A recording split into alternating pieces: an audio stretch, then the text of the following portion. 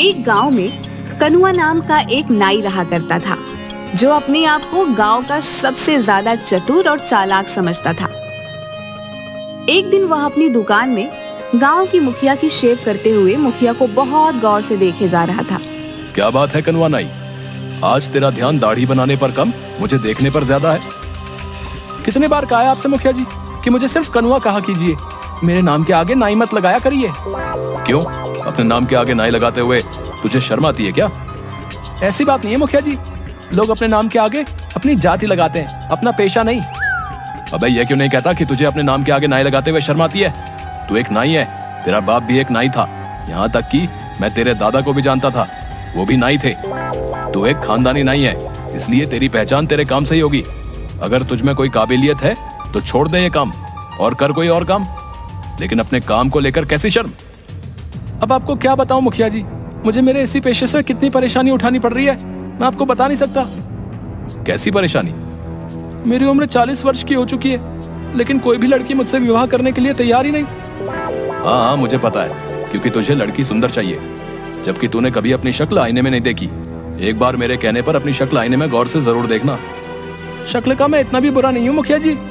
अगर इतना बुरा नहीं है तो इतना अच्छा भी नहीं है। अब सीधे सीधे बता मुझे, इतनी गौर से क्यों देख रहा था? क्या कहना चाहता है? आपको कैसे पता कि मैं आपसे कुछ बातचीत करना चाहता हूँ? अरे जब अपनी आंखें पढ़ पढ़ कर मेरे चेहरे को इतनी गौर से देखेगा तो मुझे यही लगेगा ना कि तू कुछ कहना चाह रहा है, लेकिन कुछ कह नहीं पा रहा। अब जल्दी बता, क्या कहना चाहता है तू? मुखिया की बात सुनकर कनुआ हिम्मत करके मुखिया से बोला, वो बात ये थी मुखिया जी, अब कैसे बोलूं? अरे अपने मुंह से बोल। हाँ, मुंह से ही बोलूंगा मुखिया जी। आप भी मुखिया जी, आपकी बेटी नंदनी की अभी तक शादी नहीं हुई ना, वो भी लगभग 35 के आसपास ही है। आप अपनी बेटी की शादी मुझसे करा दीजिए। कनुआ की बात सुनकर मुखिया गुस्से से आग बबूला होकर उठकर खड़ा हो गया और उसने जोरदार थप्पड़ कनुआ के गाल पर जड़ दिया। तेरा दिमाग तो ठीक है कनुआ नाई, हैं? जानता भी है तू क्या बोल रहा है? तेरा बाप मेरे पिता का खास नहीं था, सिर्फ तेरे बाप का लिहाज करके तुझे सिर्फ एक थप्पड़ मारा है। अगर तेरी जगह कोई और ये बोलने की हिम्मत करता ना, तो मैं उसकी मार मार कर हड्डी पसली एक कर देता। तेरी हिम्मत कैसे हुई ये सब सोचने की?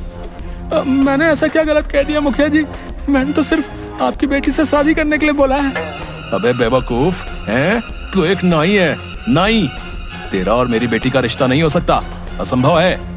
मेरी बेटी के बारे में सोचने से पहले एक बार अपना पेशा तो देख लेता। और चल, एक बार को मैं तेरा पेशा भी भूल जाऊं, पर क्या तूने कभी आईने में अपनी शक्ल देखी है? हैं? किसी पुराने पेड़ का घटिया सड़ा हुआ आम दिखता है तू।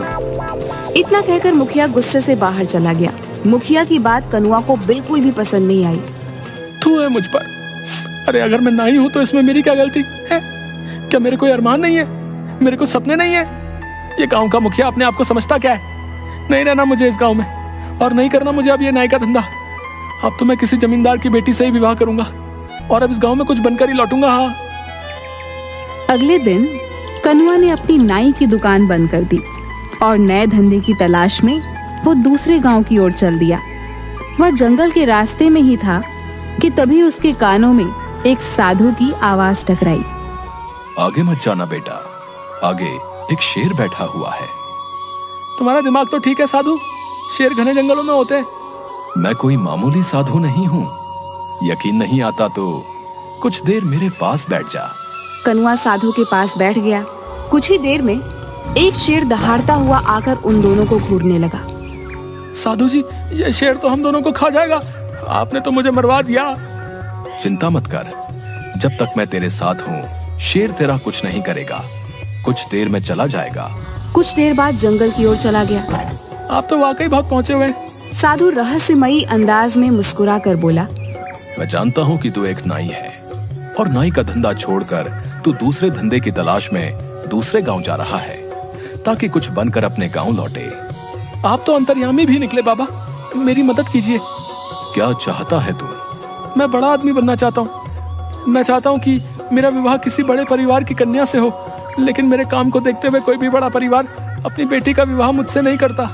इसीलिए मैंने अपना गांव छोड़ दिया, क्योंकि वहां सब मुझे नाई नाई बोलकर ही पुकारते हैं, और इसी वजह से मैं 36 वर्ष तक की उम्र में कुंवारा हूँ। ठीक है, मैं तेरी मदद करने के लिए तैयार हूँ। लेकिन मैं तुझे अपनी मायावी शक्ति से धन दौलत तो नहीं दे सकता।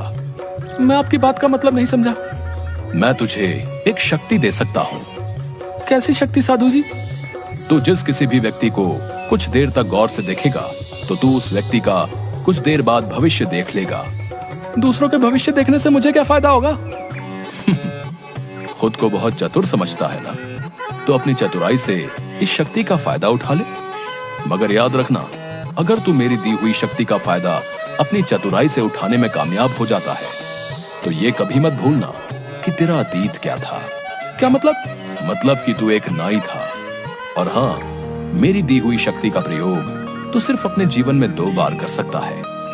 इतना कहकर साधु मुस्कुराता हुआ वहां से चला गया। कनुआ एक दूसरे गांव में चला गया। वो सुबह से लेकर शाम तक गांव वालों को देखता रहा कि तभी उसकी नजर गांव में बनी एक कोठी पर पड़ी। वो कोठी उस गांव के जमींदार रमेश की थी।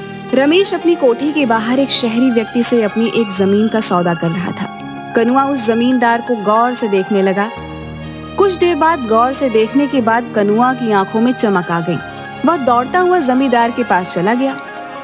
इस सौदे को रोक दीजिए जमींदार साहब, ये सौदा आपके लिए सही नहीं है। कौन हो तुम और ये कैसी बातें कर रहे हो तुम? कहीं तुम पागल तो नहीं हो गए? तुम जानते भी हो कि ये सौदा करोड़ों का है। मेरा नाम कनुआ है। मैं कुछ दिन पहले ही विदेश से हिंदुस्तान आया था, मगर ट्रेन में मेरा किसी ने पासपोर्ट, मेरे सारे पैसे सब चुरा लिए।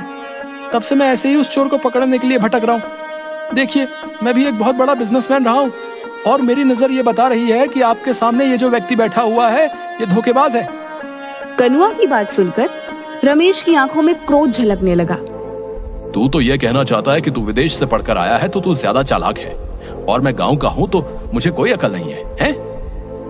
तभी रमेश की पत्नी अनीता अपने पति से बोली, अरे एक बार फोन करके पता करने में क्या हर्ज हो सकता है कि इसका अंदाजा सही हो। सोचिए, अगर इसकी बात कुछ प्रतिशत भी सही निकली तो आप तो सड़क पर आ जाएंगे। अपनी पत्नी की बात सुनकर रमेश सोच में पड़ गया। वह तुरंत फोन लगाकर किसी से बात करने लगा। अचानक रमेश के चेहरे पर गुस्सा झलकने लगा और जो व्यक्ति रमेश के सामने बैठा हुआ था वो वहां से भागने लगा। पकड़ो इसे, ये फ्रॉड है।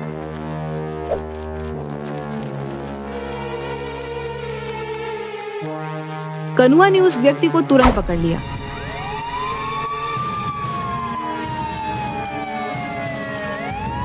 रमेश ने उस व्यक्ति को पकड़कर पुलिस के हवाले कर दिया। रमेश नहीं जानता था कि कनुआ ने उसका भविष्य देख लिया था, कि भागने वाला व्यक्ति भविष्य में रमेश के साथ धोखा करने वाला था। तुम्हारा बहुत बहुत शुक्रिया कनुआ। आज तुम्हारी वजह से मैं बर्बाद होने से बच गया।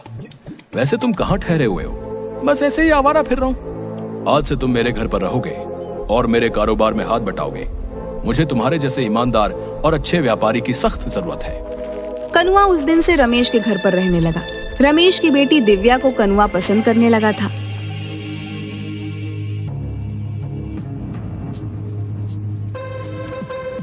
एक दिन रमेश अपनी बेटी के साथ कार से शहर जा रहा था कि तभी कनुआ बोला, कहाँ जा रहे हैं आप? अभी कुछ देर पहले बताया तो था, मुझे शहर में कुछ काम है और इसी बहाने दिव्या को कुछ शॉपिंग भी करा दूंगा। आज मत जाइए, कल चले जाइएगा। आज मुझे कुछ ठीक नहीं लग रहा। ये कैसी बातें कर रहे हो तुम? मेरा शहर जाना आज बहुत जरूरी है। तो अपने उस जरूरी काम को कल निपटा लीजिएगा।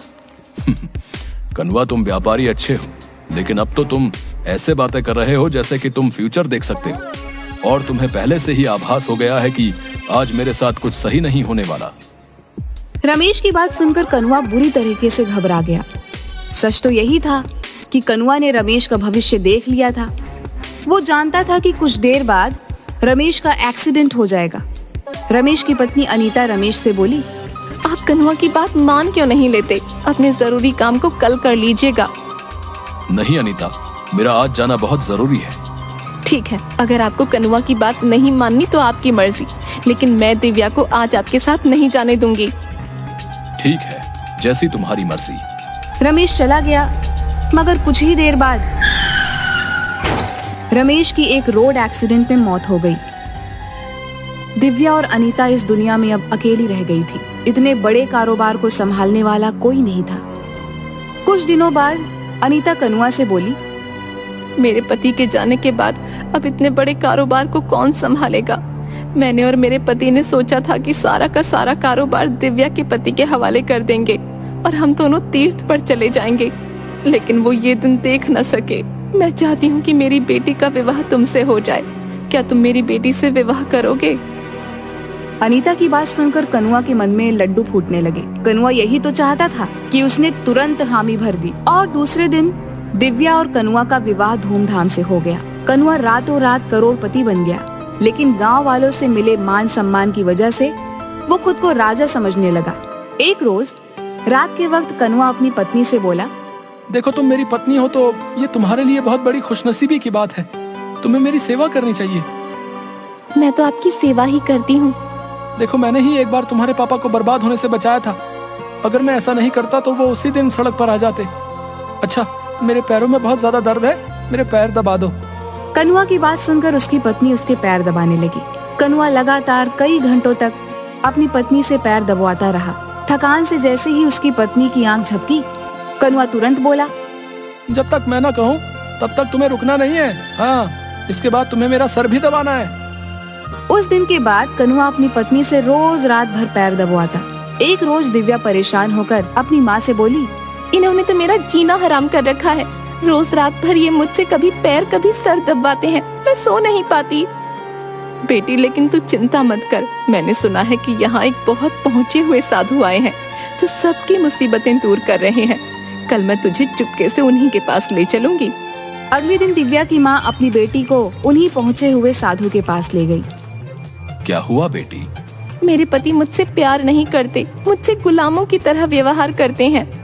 तुम्हारा पति क्या करता है? दिव्या ने सारी बात साधु को बता दी। दिव्या की बात सुनकर बाबा रहस्यमयी अंदाज में मुस्कुराते हुए दिव्या से बोले, जाओ कल किसी बहाने से अपने पति को मेरे पास भेज देना। क्या वो सुधर जाएंगे? हाँ, मैं अपनी तंत्र मंत्र की शक्ति से उसे बिल्कुल सही कर दूंगा। कल के बाद वो तुम्हारी किसी भी बात से इनकार नहीं कर पाएगा। दिव्या और उसकी माँ खुश हो गई। अगले दिन दिव्या अपने पति से बोली, सुनिए जी, सुना है गांव में बहुत पहुँचे हुए ज्ञानी बाबा आए हैं, आप उनसे मिलकर क्यों नहीं आते? हाँ, मैंने भी सुना है कि गांव में कोई पहुंचा हुआ ज्ञानी बाबा आया है। गांव वाले तो पागल हो गए, पर मैं पागल नहीं हूँ। ऐसा नहीं कहते जी, क्यों ना आप उनसे एक बार मिल आते?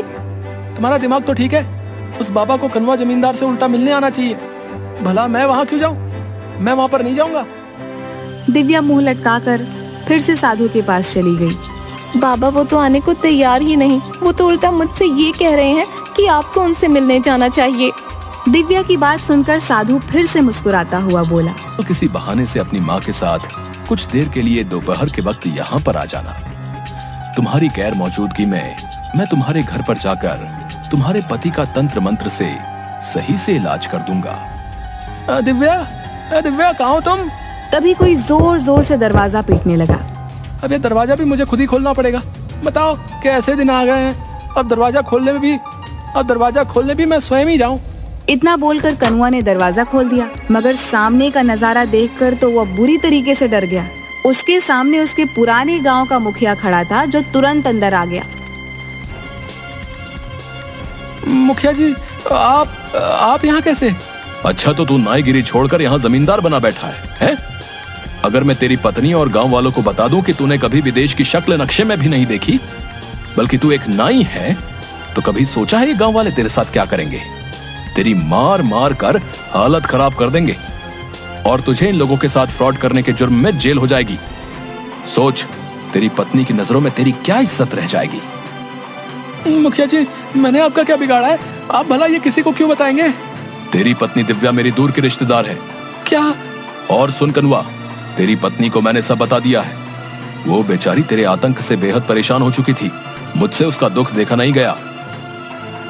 ये आपने क्या किया मुखिया जी? वो गांव में आप सबको बता देगी, मैं बर्बाद हो जाऊंगा। नहीं, मैंने उसे मना कर दिया है कि ये राज वो किसी को नहीं बताएगी, लेकिन उसने एक शर्त रखी है। कैसी शर्त? यही कि आज के बाद तू उसका हर काम करेगा, यहाँ तक कि तू उसके पैर भी दबाएगा। एक जिम्मेदार पति की तरह उसे पत्नी का दर्जा देगा, ना कि उसके साथ गुलामों की तरह व्यवहार करेगा। मुझे मंजूर है। ठीक है। इतना बोलकर मुखिया वहाँ से चला गया, मगर बाहर आते ही मुखिया साधु में परिवर्तित हो गया। और सीधा दिव्या के पास जाकर बोला, जाओ, मैंने तुम्हारे पति को सुधार दिया है। दिव्या खुश होती हुई वहाँ से चली गई। उसने घर जाकर देखा कि कनुआ डरा हुआ दिव्या की ओर देख रहा था। अरे तुम आ गई प्रिया, थक गई होगी, लाओ मैं तुम्हारे पैर दबा दूं, लाओ लाओ। उस दिन के बाद से कनुआ नाई की सारी चतुराई धरी की धरी रह गई।